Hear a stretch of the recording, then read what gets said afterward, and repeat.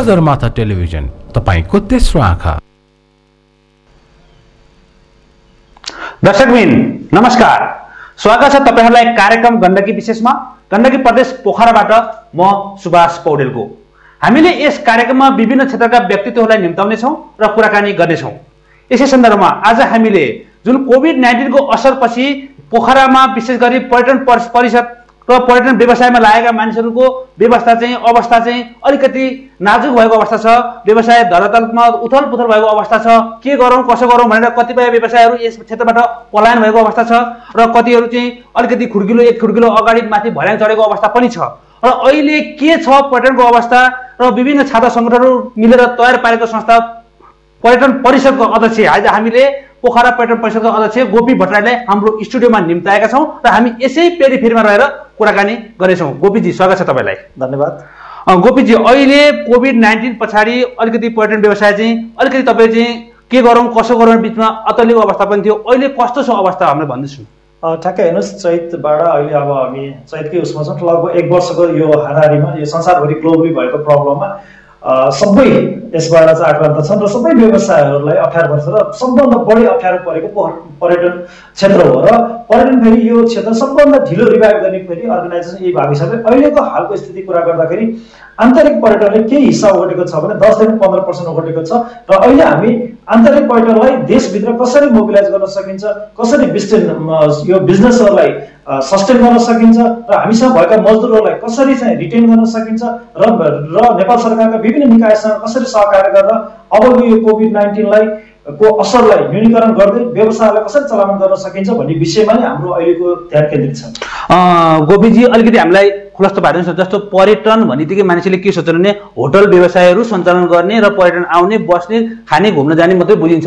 यसभित्र अन्य के कुराहरू पर्छन् हामीलाई अलिकति खोलाइदिनुहोस् न। हैन, हेर्नुस्, यसको डेफिनेसन एकदम भेग छ हैन। जसरी अब पर्यटनलाई डिफाइन गर्ने तरिकाहरू धेरै छ। पहिला त अब हामी पर्यटन भन्ने बित्तिकै विदेशीलाई मात्रै पर्यटन भन्थ्यौँ। अहिले पछिल्लो समयमा आन्तरिक पर्यटनले ठुलो हिस्सा ओगटेछ। पछिल्लो समयमा 3-4 वर्ष, लगभग भनौँ न 5 वर्ष जति भयो, आन्तरिक पर्यटनहरूले चाहिँ नेपालका विभिन्न भेगमा गएर चाहिँ यसले चाहिँ विदेशी पर्यटन भन्दा आन्तरिक पर्यटकले धेरै खर्च गरेको पनि उदाहरणहरू छ।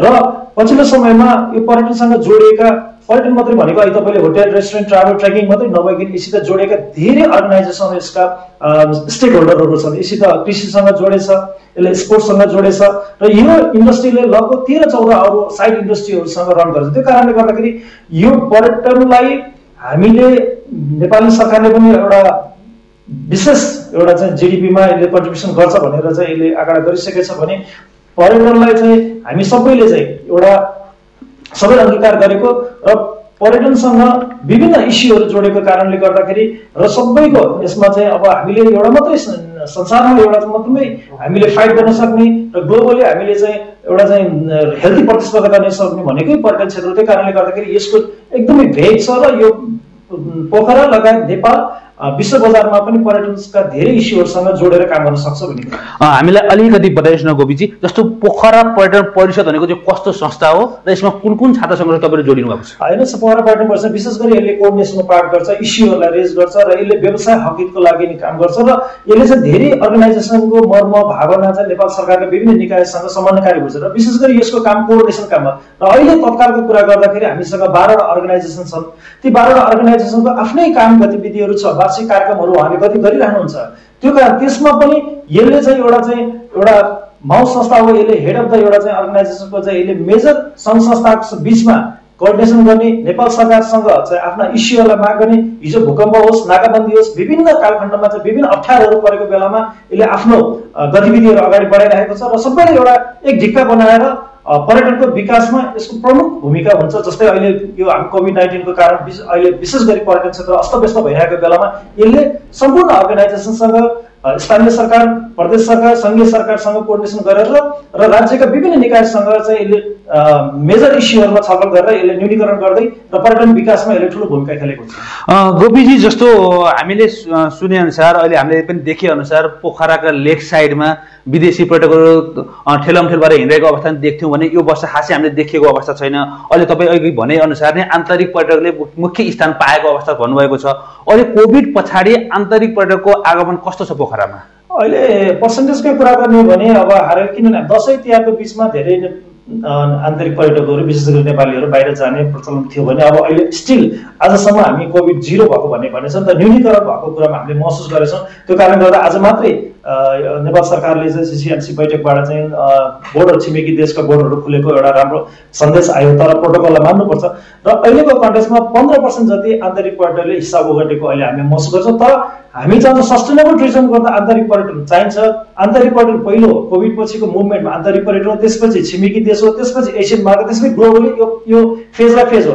तर जसरी पनि हामीले चाहिँ फेरि छिमेकी देश र विदेशीहरू पाउन नबोलाइकन हाम्रो व्यवसाय माथि जानेवाला छैन। अहिले भनेको सर्भाइभल पिरियड हो, हामीले भनिरहेका छौँ 2020 सर्भाइभल, अब यो 2020 नै गइसक्यो, अब 21 पनि स्टिल सर्भाइभल पिरियड हुन्छ। 22 पनि हामीले चाहिँ एक स्टेप अगाडि सकिन्छ। बल्ल हामीले के गेस गरेछौँ भने 23 मा लगभग पर्यटनहरू बाहिरबाट आउन सक्ने अनुमान हामीले गरेका छौँ। त्यो कारणले गर्दाखेरि विदेशी पर्यटकहरू जसरी पनि नेपालले चाहिँ यो अपर्च्युनिटी लिनुपर्छ। कोभिड नेपालमा धेरै अहिले जसरी संसारमा चाहिँ ग्लोबली भएको प्रब्लममा नेपालमा चाहिँ त्यो कन्टेक्स्टमा एकदमै न्यूनीकरण हो कोभिडको।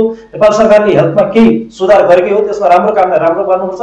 र विदेशी पर्यटकलाई नेपाल सुरक्षित छ, हामीले आफ्ना गन्तव्यस्थल सुरक्षित छन्, हेल्थ प्रोटोकल अप्नाएको छ भनेर चाहिँ हामीले सन्देश बाहिर पुर्याउन सकेको खण्डमा हामी चाहिँ छिटो चाहिँ हामी रिभाइभको कुरामा अगाडि बढ्थ्यौँ भन्ने हाम्रो अनुमान कुरा हो। गोपीजी, जस्तो पर्यटनले नेपालको बेरोजगारीको समस्यालाई केही मात्रामा हल गर्न सकेको थियो। थुप्रै मजदुरहरू तपाईँले समस्या गरेर राख्नु भएको पनि थियो, तर यो कोभिड पछाडि थुप्रै मजदुरहरू पलायन भएको भन्ने खबर पनि हामीले पाइरहेका छौँ। अहिले ती मजदुरहरू, कतिपय मजदुरलाई बसिरहँदाखेरि पनि व्यवसायले पारिश्रमिक दिन नसक्दाखेरि उनीहरू पनि बिचल्ली भएको अवस्था पनि हामीले सुनेका थियौँ।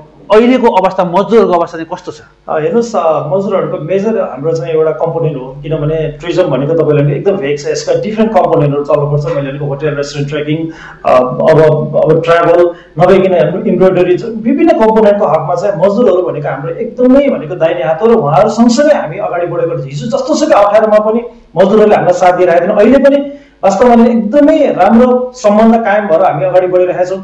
कति व्यवसाय साथीहरूले चाहिँ हाफ स्यालेरीमा दिएर गरेछन्, कति साथीहरूले अन्डरस्ट्यान्डिङ गरेछन् भने यो मजदुरहरूलाई रिटेन गर्नको लागि हामीले चाहिँ नेपाल सरकारका, प्रदेश सरकार, सङ्घीय सरकार र योसँग जोडेका मन्त्रालयहरूलाई के भनेको थियो भन्दा उहाँहरूलाई कुनै एउटा काममा एउटा लगाऊ, यो बेलामा चाहिँ अप्ठ्यारो छ भन्दैमा राज्य पनि यो बेलामा अलिकति अभिभावकत्व ग्रहण गरिदिनुपर्छ। स्पेसली ट्रेकिङमा भएका मजदुरहरूलाई पनि नयाँ गन्तव्य स्थलमा नयाँ एउटा चाहिँ खोजीको विषय गरौँ, उनीहरूलाई चाहिँ मोटिभेसन गरौँ, उनीहरूलाई ट्रेनिङ गरौँ, उनीहरूलाई एउटा चाहिँ एउटा कुनै इम्पावरमेन्ट हुने काम गरौँ भन्दाखेरि कता कता अलिकति यसमा चाहिँ सरकारको अलिकति उदासीनता देखिएको। तर हाम्रो कुरा के भने हामी व्यवसाय मात्र मात्र होइन, मजदुरहरूलाई पनि सँगसँगै राख्नुपर्छ, उहाँहरूको पनि फ्यामिली छ।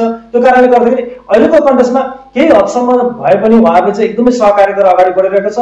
तर यसमा चाहिँ हामी पर्यटन व्यवसायहरूले हिजो राहतका वितरणको कुरा होस्, उहाँहरूलाई अप्ठ्यारोको परेको बेला होस्, सबै व्यवसायहरूले चाहिँ मजदुरसँग सुन्दर सम्बन्ध राखेर अहिलेको कन्टेक्स्टमा हामी चलिरहेका छौँ। आगामी दिनमा पनि हामी हाम्रो मात्रै हकितको नभइकन मजदुरको हकितको लागि पनि व्यवसाय लड्ने र हामीले गर्न सक्ने कन्ट्रिब्युसन गर्ने र राज्यसँग पनि अहिलेका भएका उहाँहरूसँग सिपमूलक क्षमता, अब बजार अब भोलि कस्तो मार्केट लिन्छ, उहाँहरूलाई कसरी रिटेन गर्न सकिन्छ भन्ने कुरामा सम्बन्धित निकायसँग हामी छलफल गरिरहेका छौँ। मैले केही महिना अगाडि तपाईँकै पोखरा पर्यटन परिषदका निवर्तमान अध्यक्ष चिरञ्जीवी पोखरेललाई यस स्टुडियोमा निम्ताएका थियौँ। उहाँले भन्दै हुनुहुन्थ्यो नेपाल सरकारसँग हामीले चाहिँ 60-40 को समझदारी गर्दैछौँ, जहाँ चाहिँ हाम्रो व्यवसाय डुब्न लागेका साथीहरूलाई जुन घरबाट तिर्न सक्नु भएको छैन, सरकारले केही सहयोग गर्नेछ र मजदुरलाई पनि हामीले त्यसै मार्फत केही सहयोग गर्दैछौँ भन्दै हुनुहुन्थ्यो। त्यो कार्यान्वयनमा आयो कि आएन?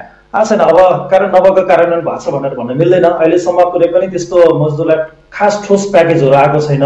बरु एउटा चाहिँ साना एसएमएस बिजनेसलाई चाहिँ प्रदेश सरकारले जीवन रक्षा कोष गरेर चाहिँ त्यो 50,000 देखि 15 लाखसम्म एउटा चाहिँ प्याकेज ल्याएको छ। त्यसले चाहिँ विशेष गरी चाहिँ साना व्यवसायलाई बचाउनु। तर मजदुरका लागि भनेर कुनै पनि सरकारले अथवा कुनै पनि मन्त्रालय अथवा कुनै पनि नेपाल टुरिज्म बोर्ड र यससँग जोडिएका कुनै पनि मन्त्रालयले यसरी मजदुरहरूको हकमा चाहिँ कुनै प्याकेजहरू आएको छैन। यसमा वास्तवमा भने हामी लगायत मजदुरहरू हामी सबै दुखी छौँ। यो बेलामा भनेको अप्ठ्यारो भनेको विशेष गरी सबै सेक्टरलाई छ, हामी पर्यटन मात्रै भन्दैनौँ, हरेक सेक्टरहरू अस्तव्यस्त छन्।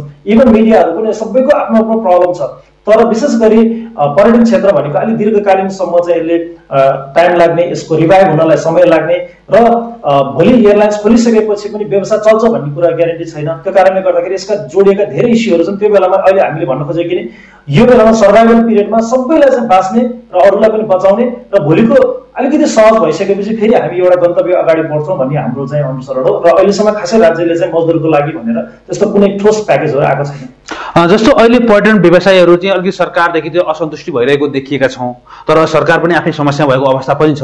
के छ, तपाईँहरूले सरकारसँग के माग गरिरहनु भएको छ कोभिड पछाडिको यो पिरियडमा, र सरकारले के पुर्याउनु नसकेको अवस्था छ? होइन, हेर्नुहोस्, अब वास्तवमा भने अप्ठ्यारो, मैले भने सबै सेक्टर अप्ठ्यारो छ र हो, राज्य पनि चल्नुपर्छ, ट्याक्स र रेमिटेन्सले चलेको देश हो नेपाल, होइन, त्यसमा हामी मान्छौँ। तर त्यो भन्दैमा हाम्रो चाहिँ बजेट कसरी एलोकेट गर्छ? यो बेलामा सरकारसँग भएको बजेटहरू अनावश्यक चाहिँ फ्रिजिङ भएर फर्किरहेको छ, होइन, खर्च हुने ठाउँहरू नपाएर फर्किरहेको छ भने विशेष गरी यो क्षेत्र लगायत यस्ता विभिन्न यातायात क्षेत्र होला अथवा विभिन्न क्षेत्रहरू जहाँ अति समस्याग्रस्त भन्छन् त्यस्तोमा विशेष राहतका प्याकेजहरू ल्याउनुपर्छ भन्ने हाम्रो माग हो। र यो बिचमा सरकार पनि के भने आफ्नो कुर्सी जोगाउन र आफ्नो राजनीतिक उसमा चाहिँ एउटा चाहिँ भित्र आन्तरिक कलहमा गयो, त्यसले गर्दा समय बर्बाद भयो। हामी पनि हामी आफ्नो कसरी सस्टेन हुने, मजदुरहरूलाई कसरी समन्वय गर्ने भन्ने कुरामा हाम्रो पनि समय गयो। यो कोभिडको यो जुन बिचको टाइममा हामीले केही पूर्वाधारमा खर्च गर्न सक्ने, कुनै इन्फ्रास्ट्रक्चरमा खर्च गर्न सक्ने र सरकारले गरेर नेपाल सरकारले पनि एउटा चाहिँ आफूसँग भएको जुन चाहिँ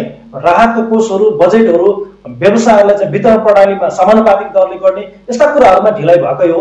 र हामीले बारम्बार भनेको छौँ नेपाल राष्ट्र स्पेसली यसमा जोडिएको हुन्छ अर्थ मन्त्रालयको चाहिँ भागमा नेपाल राष्ट्र ब्याङ्कले चाहिँ जुन मौद्रिक नीतिका कुराहरू ल्याए, यी विविध कुराहरू छन्, ती कुराहरू इम्प्लिमेन्टेसन नहुँदाखेरि हाम्रो दुखेसो हो। हामीले फ्रीमा हामीलाई पैसा दिउँ भने हैनौँ, व्यवसायलाई बचाउनको लागि विशेष प्याकेजहरू ल्याउनु पर्छ। जसरी कृषिलाई चाहिँ सब्सिडाइज तरिकाले चाहिँ सरकारले घोषणा गरेछ भने पर्यटन क्षेत्रलाई पनि एउटा कुनै शीर्षकमा विशेष प्याकेजको रूपमा सहुलियत दरमा ऋण दिने, हामीसँग भएको लोनलाई चाहिँ रिस्ट्रक्चर गरिदिने र आवश्यक परेको बेला व्यवसायलाई चाहिँ कर्जा चाहिँ सरल तरिकाले चाहिँ प्रभाव गरिदिएको खण्डमा हामी चाहिँ 2-4 वर्षपछि फेरि रिटर्न ब्याक गर्न सक्छौँ भन्ने हामीसँग आँट छ। त्यो कारणले गर्दाखेरि सरकारले चाहिँ अहिले यो बेलामा सरकार भनेको अभिभावकको त ग्रहण गरिदिनुपर्छ भन्ने हाम्रो मान्यता। अझै विस्तृतमा हामीलाई बताइदिनुहोस् न, तपाईँहरू मौद्रिक नीतिमा चाहिँ कार्यान्वयन भएन, यसमा अलिक असन्तुष्ट हुनुहुन्छ, पर्यटन व्यवसायीहरू अन्य क्षेत्रका मानिसहरू पनि हुनुहुन्छ, अलिक विस्तृतमा बताइदिनुहोस् तपाईँको मुख्य माग के हो र के भइरहेको छैन? हामीले धेरै कुराहरू राख्दाखेरि, किनभने नेपाल हो, हामीले ठ्याक्कै अब अरू देशसँग तुलना गरेर नेपाल सरकारबाट यो पाउनुपर्छ भन्ने हाम्रो मान्यता होइन। हामीले साधारण भनेपछि 3-5% हामीलाई चाहिँ सरल तरिकाले लोन प्रभाव गरिदिनु पर्यो, त्यो बेलामा राज्यले हेर्नु पर्यो भन्ने कुरा प्रमुख दायित्व। र अर्को कुरा चाहिँ हो, विभिन्न मागहरू भन्दा पनि सबै मागहरू सबैले राखेको सरकारले सम्बोधन गर्न सक्दैन, हामीले पनि बुझ्छौँ। तर एउटा कुरा जुन मौद्रिक नीतिबाट जुन सरकारले आफैले घोषणा गरेको कुरा 50 अर्बको वर्किङ क्यापिटल र 1 खर्ब पुनः खर्च, यो कुराहरू भनेको घोषणा अब 1 वर्ष हुन लागिसक्यो लगभग, होइन, चैतबाट 1 वर्ष हुन लागिसक्यो।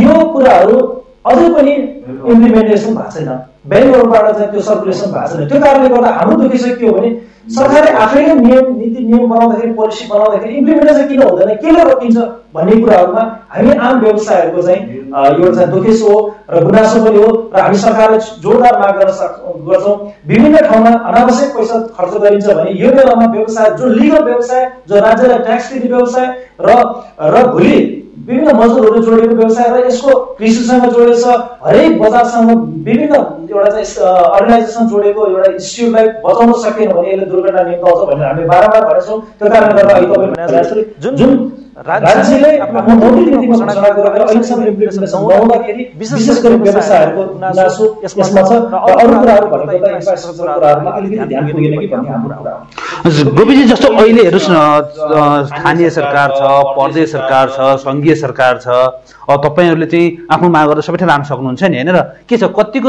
3टा सरकार भइरहँदाखेरि तपाईँलाई सहयोग कतिको भइरहेछ त?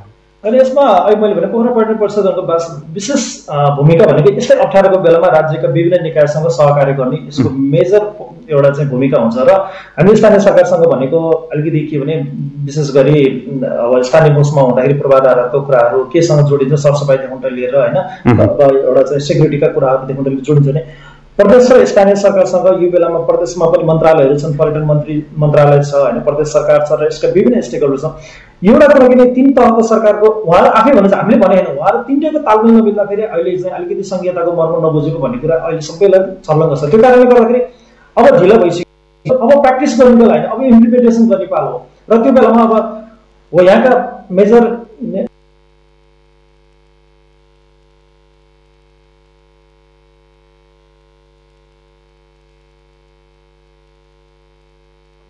गरेको थिएँ घोषणा पत्रमा के छ, मैले यो मन्त्रालयमा आइसकेपछि यो बेला मेरो दायित्व के हो भन्ने कुरा बिर्सिनु भएन र यो बेलामा सहकार्य गर्ने हो र समन्वय गर्ने हो र प्रदेश सरकारले पनि योचोटि चाहिँ केही गर्न खोजे जस्तो छ। तर कता कता फेरि समय फेरि अर्कैतिर पनि मोडिएको छ भने सङ्घीय सरकारले चाहिँ यो बेलामा चाहिँ, किनभने सङ्घीयमा पनि विभिन्न चाहिँ तह तब्कामा चाहिँ अब विभिन्न चाहिँ अहिले राजनीतिको अझै पनि अस्थिरता भएर, किनभने हामीले जनताले म्यान्डेट दिएको भनेको त 5 वर्षसम्म सरकारमा चाहिँ स्थायी सरकार होस्, देशमा समृद्धि होस् होइन, नयाँ कुराहरू इम्प्लिमेन्टेसन होस् र अलिकति हामी त्यत्रो हिजो विभिन्न कालखण्डमा विभिन्न चाहिँ इस्युहरूमा लडे पनि अब चाहिँ एउटा समृद्धिको बाटो लागोस् भनिरहेको फेरि अझै पनि हामी एकदमै ढुक्क भएर चाहिँ अगाडि बढ्ने स्थिति नभएको हिसाबले अझै हाम्रो चाहिँ कता कोभिड पछि पनि देशमा अझै राजनीतिक अस्थिरता भयो भने कता पर्यटनलाई अझै ठुलो असर पर्ने हो कि भन्ने चिन्तामा छ। त्यो कारणले गर्दाखेरि अब हामी चाहन्छौँ सङ्घीय सरकार, प्रदेश सरकार, स्थानीय सरकार राम्रो तालमेल होस्, कसको ड्युटी के हो भन्ने कुरा डिस्क्रिप्सन एकदम क्लियर होस् र आफ्नो ड्युटीमा आइसकेर आफ्नो मन्त्रालय समातेपछि मेरो दायित्व के हो, मैले गर्नुपर्ने के हो भन्ने कुराहरू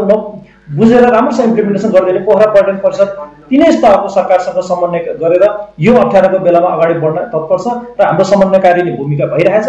तर कता कता अलिकति चाहिँ इम्प्लिमेन्टेसन हामीले गर्न खोजेको कामहरू ठ्याक्कै नभएको कारणले गर्दाखेरि अलिक अप्ठ्यारो पनि पर्छ। तर हाम्रो पोखरा पर्यटन परिषद सधैँ स्थानीय सरकार, प्रदेश सरकार, सङ्घीय सरकारसँग मिलेर नै अहिलेको अप्ठ्यारो बेला अगाडि बढ्ने प्रमुख दायित्व हो। तपाईँहरूसँग नेपाल टुरिज्म बोर्डसँग कतिको सहकार्य हुन्छ? तपाईँलाई मुख्य सहकारी र सहयोगी संस्था त नेपाल टुरिज्म बोर्ड हो नि, होइन र? एक्ज्याक्टली, नेपाल टुरिज्म बोर्ड भनेको प्रबन्धकको भूमिका यसले विशेष गरी खेलेको हुन्छ र यसले मेजर गरी डेस्टिनेसन प्रमोसनको कुरामा नयाँ नयाँ गन्तव्यहरूको पहिचान गर्ने र 14 अहिले चाहिँ नेपालका विभिन्न भूभागमा गएर चाहिँ त्यसलाई चाहिँ प्रमोसन गर्ने चाहिँ यसको चाहिँ पाएको काम हो। र हिजो मैले भने हिजो विशेष गरी भूकम्पको बेलामा, हिजो बाढी पहिरोको बेलामा लगायत यस्ता मेजर इस्युमा पनि नेपाल टुरिज्म बोर्डले व्यवसायसँग सहकार्य गरेर मन्त्रालयसँग समन्वयकारी भूमिका खेलेर चाहिँ यसले आफ्नो भूमिका खेलिदियो भने अहिले पनि नेपाल टुरिज्म बोर्डले चाहिँ समन्वयकारी भूमिका खेलेछ र प्रबन्धनमा ठुलो भूमिका छ। र अहिले हाम्रो चाहिँ नेपाल टुरिज्म बोर्डसँग सहकार्य राम्रै भइरहेछ र अहिले यस्तो बेलामा पनि नेपाल टुरिज्म बोर्ड र प्राइभेट सेक्टर मिलेर डोमेस्टिक टुरिज्म रिभाइभलमा विभिन्न कुराहरू विभिन्न तपाईँले देखिराख्नु भएको छ। अहिले अब जस्तै भर्खरै मात्र नाटाले चाहिँ लमजुङ गोर्खा तनहुको चाहिँ एउटा डोमेस्टिक टुरिज्म रिभाइभल गर्यो, जस्तै टान विभिन्न अर्गनाइजेसनले गरेको काममा नेपाल टुरिज्म बोर्ड र पोखरा पर्यटन सहकार्य गरेर हामीले चाहिँ अहिले काम अगाडि बढिरहेको छ। यसमा राम्रै सम्बन्ध भइरहेको छ। गोपीजी, जस्तो तपाईँले धेरै समस्या त भन्नु, तर पर्यटन व्यवसायीहरूकै समस्याले गर्दाखेरि पनि त पोखराको सौन्दर्यतामा अलिकति ह्रास आयो भन्ने कुरा नै आइरहेको छ। जस्तो पर्यटन व्यवसायीहरूमा लागेका होटल व्यवसायको कारणले गर्दाखेरि फेवातालमै अब सिधै ढल लगाएर मिसाइदिने, पर्यटनहरूले अथवा व्यवसायले गरेका फोहोरले गर्दाखेरि यहाँ अलिकति पोखरा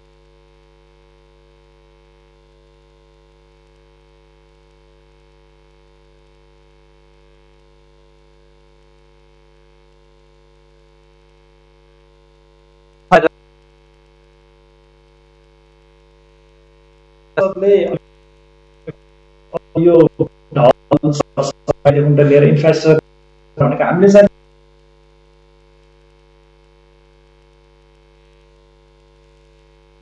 पनि दायित्व त्यो कारणले लगाएर चाहिँ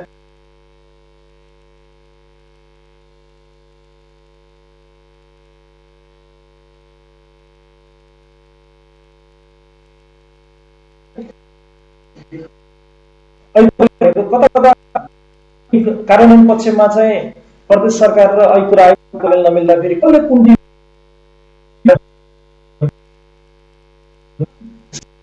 पोखराको सबै आफ्नो चाहिँ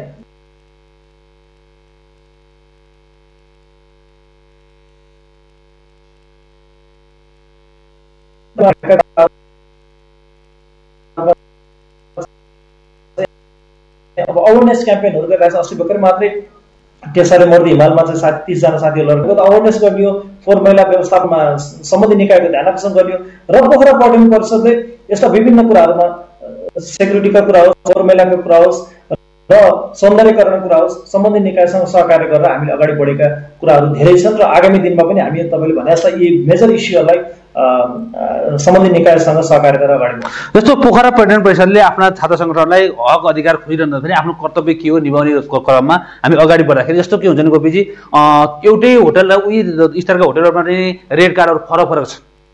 अनि त्यसपछि अब गेस्टलाई लगिन्छ, हामी तपाईँलाई यो रेटमा दिन्छौँ, खाना बस्न यदि हुन्छ भने त्यहाँभित्र गइसकेपछि अनेक कुराको बाहनामा बढी रेटहरू लगाइरहेको अवस्था पनि हामीले पाइरहेका छौँ। सेवा सुविधा यस्तो हुन्छ भने भइरहेको सेवा सुविधा नपाउने अवस्था, भन्दाखेरि एउटा तर काम गराइमा अर्को पाइरहेका छौँ। त्यतातिर चाहिँ तपाईँले किन निगरानी राख्न सक्नु भएको छैन होला? अब त्यो कोही अब 1-2जनाबाट त्यो भएपछि सबै होल ट्रेडलाई चाहिँ अब गलत भन्न मिल्दैन। अब यो कहीँ कतै चाहिँ त्यस्तै प्राइजमा चाहिँ ठगीका कुरा होला सक्लान्। अब रेस्टुरेन्ट लगायत विभिन्न अर्गनाइजेसनमा जुन एउटा कुरा के भने अहिलेसम्म त्यो रिपोर्टिङ ठ्याक्कै नभएको कारणले हो, तर इस्युहरू उठेको हुनसक्छ। तर हामीलाई चाहिँ यही होटेल, यही अर्गनाइजेसन, यही रेस्टुरेन्ट अथवा यही अर्गनाइजेसनले यो ठगी भयो भन्ने कुराहरू पनि रिपोर्टिङ भएको छ। तर हाम्रो उद्देश्य भनेको यो व्यवसाय भनेको यो सर्भिस ओरिएन्टेड हो अनि यसमा चाहिँ अब सर्भिसले नै यसलाई चाहिँ एट्र्याक्सन गर्ने भनेको टुरिज्ममा त्यही हो। त्यो कारणले गर्दाखेरि मलाई लाग्छ अब डोमेस्टिक टुरिज्ममा अहिले मुभमेन्ट गरेर अहिले धेरैलाई अहिले किन अनलाइनको कुराहरू छ, डिजिटली मार्केटिङ कुराहरू छ, अहिले सबैको प्राइजहरू चाहिँ अनलाइनमा छ। त्यो कारणले गर्दाखेरि त्यस्तो चाहिँ अहिले फरक नपर्ला। हिजो अस्ति कहीँ कतै भएको रहेछ भए पनि वास्तवमा अहिले चाहिँ अब प्राइजमा चाहिँ वास्तवमा भने त्यस्तो चाहिँ फेयरमा चाहिँ तलमाथि नहुन सक्छ। तर हजुरले भने अनुसार कहीँ कतै त्यस्तो रहेछ भने पक्कै पनि हो। हामी सबैको दायित्व के भने आफ्नो इथिक भित्र बस्नुपर्छ। कहीँ कतैबाट पनि यो व्यवसाय भनेको एक दिनलाई गर्ने होइन, 365 दिन व्यवसाय गर्ने हो। त्यो कारण कहीँ कतै त्यस्तो भइरहेछ भने त्यो गलत हो। र मलाई लाग्छ व्यवसाय साथीहरूबाट र त्यो नभइकन अब आगामी दिनमा चाहिँ हामीले चाहिँ प्रबन्धन गर्ने कुरामा चाहिँ आफ्नो ठ्याक्कै रेट हामीले चाहिँ अनलाइनमा राखेका छौँ। प्याकेजका कुराहरू आउनेवाला छ। यी सबै कुराले गर्दाखेरि जो अब व्यवसाय साथीहरूले एकजनाले गर्दाखेरि होल ट्रेडलाई, होल अर्गनाइजेसनलाई त्यसले चाहिँ इङ्गित गर्न भएन। तर अहिले चाहिँ सबैले चाहिँ मलाई लाग्छ फेयर तरिकाले आफ्नो व्यवसाय सञ्चालन गरेको हामीले पाइरहेको छौँ। गोपीजी, अर्को कुरा नि म तपाईँलाई के जोड्न चाहन्छु भने जस्तो अस्ति फेवाताल सुकाइयो, हामी एउटा रिपोर्टिङको क्रममा त्यहाँ पुगेका थियौँ। त्यहाँ जाँदाखेरि एकजना धरानबाट आन्तरिक पर्यटक आउनुभएको रहेछ र उहाँ हामी पारी डुङ्गा चढेर जाँदाखेरि उहाँ हामीसँग एकदम पऱ्यौँ र उहाँले के गुनासो गर्नुभयो भने यहाँ त डुङ्गा व्यवसायमा सिन्डिकेट रहेछ, उनीहरूले भनेकै डुङ्गा चढ्नुपर्ने एउटै व्यवसायले डुङ्गा सञ्चालन गरेको रहेछ र यहाँ आइरहँदाखेरि आफ्नो झोलामा के रहेछ, आफ्नो झोलाले ब्याग लिएर आएको छ तर झोला राख्ने ठाउँ पनि रहन्छ, मेरो सामानको सुरक्षा हुने ठाउँ पनि रहन्छ र पैसा तिर्नको लागि चाहिँ जानुस् म पैसा तिर्छु भन्दाखेरि त्यहीँ जानुस्, त्यही डुङ्गामा माग्छ भनेको छ। कति माग्ने हो मलाई थाहा छैन। अनि त्यस पछाडि म न मेरो सेक्युरिटी भयो न मेरो सामानको सेक्युरिटी भयो भन्ने गुनासो उहाँले गर्नुभएको थियो। त्यतातिर तपाईँको नजर पुगेको छ कि छैन? मलाई लाग्छ यो इस्यु अहिले तपाईँले रेज गर्नुभयो। पक्कै पनि मलाई लाग्छ अब हामी अब लेक साइडमै व्यवसाय गरिराख्दाखेरि ठ्याक्कै त्यो इस्यु नआएको, तर यदि त्यो जेन्युन पनि हुनसक्छ अहिले तपाईँले भनिरहेको कुराहरू त्यो यदि रहेछ भने डुङ्गा व्यवसायको अध्यक्ष यो हामी तत्काल हामी गएर चाहिँ समानकारी गर्नुपर्छ। अब क्लाइन्ट्सहरूको राइट्सको कुरा हो होइन, त्यसमा चाहिँ मलाई लाग्छ त्यो क्यु सिस्टममा चलिरहेको छ व्यवसायमा। विशेष गरी फेवातालमा डुङ्गाहरू भनेको एउटा चाहिँ उनीहरूको सामूहिक एउटा चाहिँ काउन्टर छ, त्यो काउन्टरबाट चाहिँ टिकट बाँड्दै आलो पालो एउटा सिस्टममा गइरहेको जस्तो लाग्छ।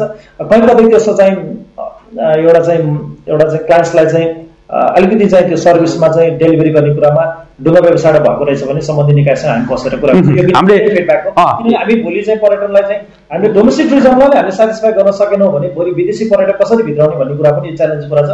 यो यदि यो जेन्युन तरिकाले चाहिँ तपाईँले अहिले उठाइरहेको कुरालाई हामी चाहिँ सम्बन्धित निकायसँग बसेर यो चाहिँ प्रब्लम सल्भ गर्छौँ। गोपीजी, अलिकति हामी पोखरा भ्याललाई छोडेर अलिकति बाहिर जाउँ। जस्तो ट्रेकिङका कुराहरू छन्, अहिले के छ भने नेपाल सरकारले भनौँ अथवा प्रदेश सरकारले, स्थानीय सरकारले चाहिँ आफ्नो ठाउँमा बाटो पुर्याउनको लागि चाहिँ थोरै ठाउँमा चाहिँ डोजरहरू लगाएर आफ्नो खुसी मनलाई बाटो बनाइरहेको अवस्था छ, जसले गर्दाखेरि ट्रेकिङ व्यवसायमा लागेका व्यवसायीहरू चाहिँ हाम्रो त्यो ट्रेकिङ रुट मासियो, यसले गर्दाखेरि हाम्रो पर्यटन व्यवसायमै असर गर्ने हो भन्ने कुरा पनि आइरहेका छन्। यसलाई तपाईँहरूले कसरी सम्बोधन गरिरहनु भएको छ? हेर्नुहोस्, अब विशेष गरी पोखरा आउनु भनेको एडभेन्चर टुरिस्ट फरेनरको कुरा गर्ने भने एकदमै वास्तव भने ट्रेकिङको लागि नै बढी भनेर चाहिँ आउँछन् विदेशीहरू र हाम्रो गेटवे टु अन्नपूर्ण रिजन भएको छ। यहाँबाट धेरै मनोरम दृश्यहरू चाहिँ अब विभिन्न सर्ट डिस्टेन्स लङ डिस्टेन्सहरूको पनि कुराहरू छ। पछिल्लो समयमा अहिले मर्दै हिमाल हेर्नुहोस्, विदेशीले भन्दा नेपालीहरू गएर अहिले चाहिँ त्यहाँको व्यवसाय साथीहरू एकदम खुसी हुनुहुन्छ र कुरा आयो भोलि फोहोर व्यवस्थापन कुराहरू, जङ्गलमा हिँड्दाखेरि साइलेन्सका कुराहरू, एनिमल्स राइट्सको कुराहरू, सबै कुराहरू जोडिन्छन्। अब के भन्छ भन्दा जस्तै अब ट्रेकिङ एसोसिएसन टाम भन्ने संस्था जुन चाहिँ हाम्रो पनि एउटा मेजर स्टेक होल्डर संस्था हो, उसले चाहिँ एउटा नयाँ गन्तव्यहरू सुरु गर्छ। जो गऱ्यो कुनै आज गऱ्यो भने भोलि 3 वर्षपछि त्यही गोरेटो बाटोमा डोजर खनिरहेको छ भनेको कता कता अहिले यो प्रब्लम के भने स्थानीय सरकारले यो बेलामा चाहिँ के बुझ्नु पर्यो भन्दा कुन गाउँ कुन ठाउँ यसले त पर्यटक स्तरीय हिसाबले चाहिँ यसलाई डेभलप गरेको छ भन्यो भने त्यहाँ चाहिँ आउने भनेको चाहिँ रिफ्रेसमेन्टको लागि आउने बाटोलाई त्यो भइरहेको बाटोलाई नबिगारिदिनुहोस्। हामीले के भन्छ होला विकासको नाममा बाटो बनाउनु पर्ला, होला आवश्यकता होला त्यो गाउँको, तर जुन ट्रेकिङ ट्रेलहरूलाई चाहिँ डोजरले चाहिँ खनिदिनु भएन भन्ने कुरा हाम्रो प्रमुख चाहिँ विशेष गरी अहिले चाहिँ यो घान्द्रुक धम्पुस यो लुवाङघले लगायत अहिले त गर्दा गर्दा एबिसी सम्म यो विभिन्न रुटहरुमा एकदमै कुन हिल यो एकदमै स्वदेशी त विदेशीले मन पराएको एरियाहरुमा यो डोजर क्रान्तिले गर्दाखेरि वास्तवमा आक्रान्त भइरहेछ।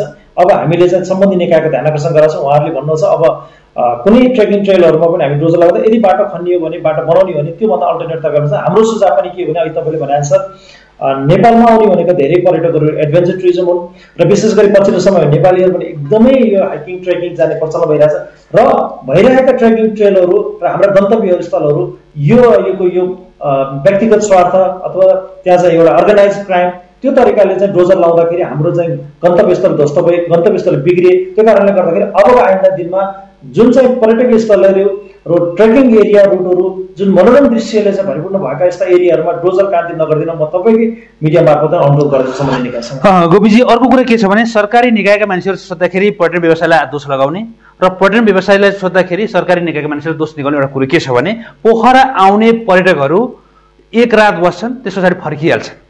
हामी तपाईँसँग कुरा गर्दै सरकारले राम्रोसँग पोलिसी नल्याउनाले भन्नुहुन्छ। उहाँलाई सोद्धाखेरि पर्यटन व्यवसायले उहाँलाई चाहिँ राम्रो सेवा सुविधा नदिने अन्य कुराहरू के हुन सक्छन्, त्यसले गर्दाखेरि उहाँहरू बस्न सक्नु भएको छैन भन्नुहुन्छ। पोखरामा त हेर्दाखेरि पर्यटकहरू आउँछन्, फेवाताल घुम्छन्, जान्छन्। यहाँ थुप्रै घुम्ने ठाउँहरू धेरै छन्, तिनको पहिचान हुन नसकेर हो अथवा के हो, त तपाईँको कमजोरी हो अथवा राज्यको कमजोरी हो। किन पोखरामा पर्यटकहरू आउँदाखेरि लामो समयसम्म बस्न सक्दैन? हेर्नुहोस्, अब आजभन्दा 10 वर्ष पहिला कम्तीमा 5-6 दिन चाहिँ पोखरामा लेन्थ अफ स्टे थियो भने अहिले 2 दिन 3 दिन छ है। अब यो भनेको एकदम घट्दो छ।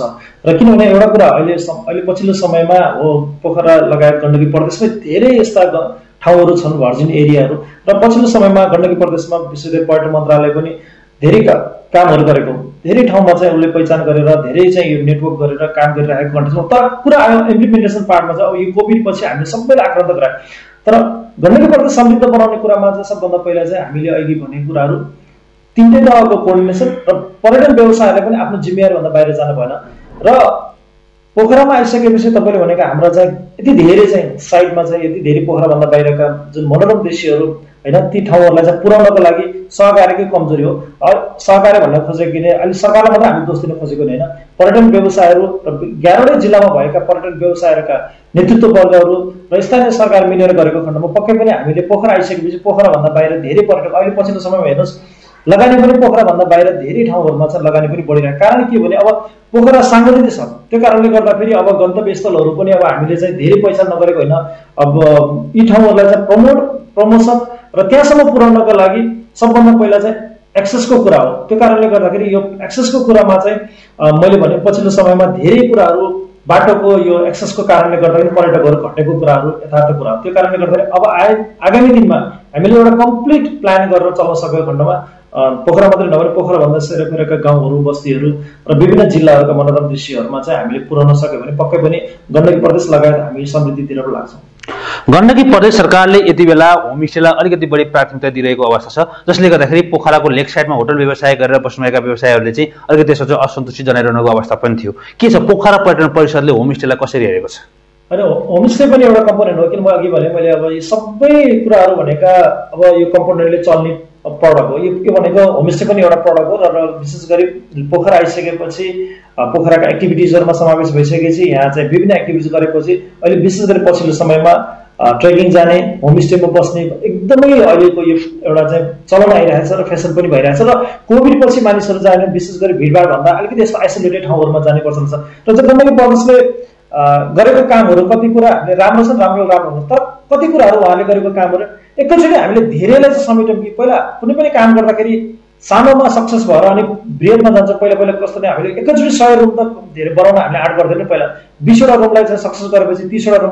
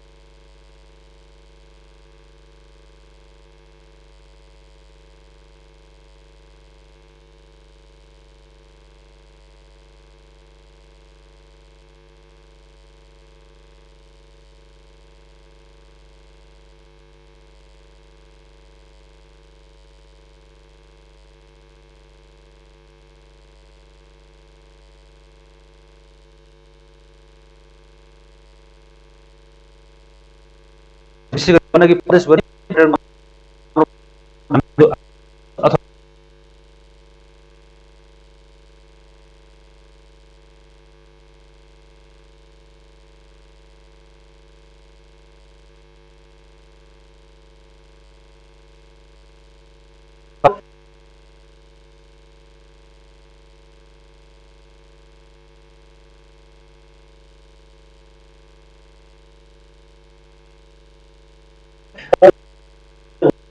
हुनलाई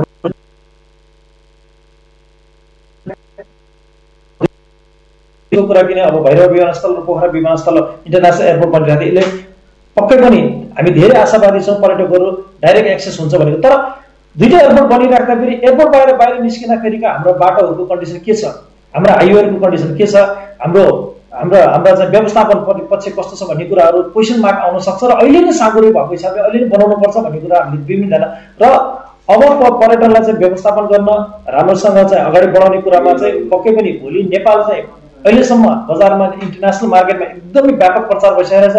र नेपालमा आउने भनेको मेडिटेसन, योगा, एडभेन्चर र लगायत यस्ता विभिन्न चाहिँ गतिविधिमा आउने कुरामा हामी एकदम सेफ छौँ र यहाँ पक्कै पनि आउँछन्। त्यसमा आउँदाखेरि अब हामी कोभिड पछि पर्यटनलाई कसरी चलायमान गर्ने भन्ने विषयमा पोखरा पर्यटन परिषद तिनै सरकारसँग र यसैले जोडेका विभिन्न निकायसँग सहकार्य गरेर हामी एउटा कम्प्लिट प्लान गरेर अगाडि बढ्नेछौँ। गोपीजी, जाँदा जाँदै हामी कार्यक्रमको अन्त्यमा आइपुगेका छौँ। जाँदा जाँदै अब तपाईँले भन्नुभयो आन्तरिक पर्यटकले नै अहिले दिएर पोखरा व्यवसाय धानिरहेको छ भन्नुभएको छ। पोखरा सुरक्षित छ कोभिडको लागि र अन्य कुराको लागि भनेर अन्त्यमा जाँदा के भन्न चाहनुहुन्छ?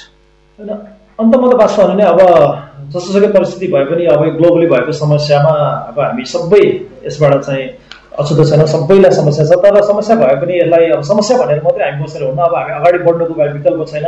हामी हेल्थ प्रोटोकल अपनाउने, अहिले त पुरा आछ, पछि अब युरोपमातिर सेकेन्ड वेभ आयो भने छ, तर स्टिल हामी एउटा चाहिँ केही हिसाबले चाहिँ हामी स्टिल अहिले सुरक्षित छौँ। सुरक्षित भन्दैमा प्रोटोकललाई हेलना गरिएन, व्यवसायहरूले चाहिँ प्रोटोकल अपनाउने र बिस्तारै अब चाहिँ छिमेकी देशबाट बोर्डरहरू खोलेर हामीले छिमेकी देशबाट भित्र पर्यटन भित्राउने र गन्तव्य स्थलहरू नयाँ नयाँ गन्तव्य स्थल अहिले तपाईँले भने जस्तो सम्बन्धित निकाय सरकारसँग समन्वयकारी भूमिका खेलेर ती प्रमोसन गर्ने र हामीले चाहिँ रिभाइभल गर्ने कुरामा चाहिँ र अहिले कुरा आयो मौद्रिक नीतिका कुराहरू नेपाल सरकारले चाहिँ इम्प्लिमेन्टेसन गर्ने कुरामा छिटो गरिदिने लगायत यस्ता कुराहरूमा चाहिँ समन्वयकारी भूमिका खेलेर तिनै तहको सरकारसँग समन्वयकारी र पोखरा पर्यटन परिषदले आफ्नो मातहतका सम्पूर्ण अर्गनाइजेसनसँग मिलेर छिटै नै हामी रिभाइभलका प्याकेजहरू लिएर आएर पोखरा लगायत गण्डकी प्रदेशमा नै पर्यटकको चलायमान गर्ने कुरामा हामी कटिबद्ध छौँ। हस्, कार्यक्रममा समय दिनुभयो, हजुर धेरै धन्यवाद।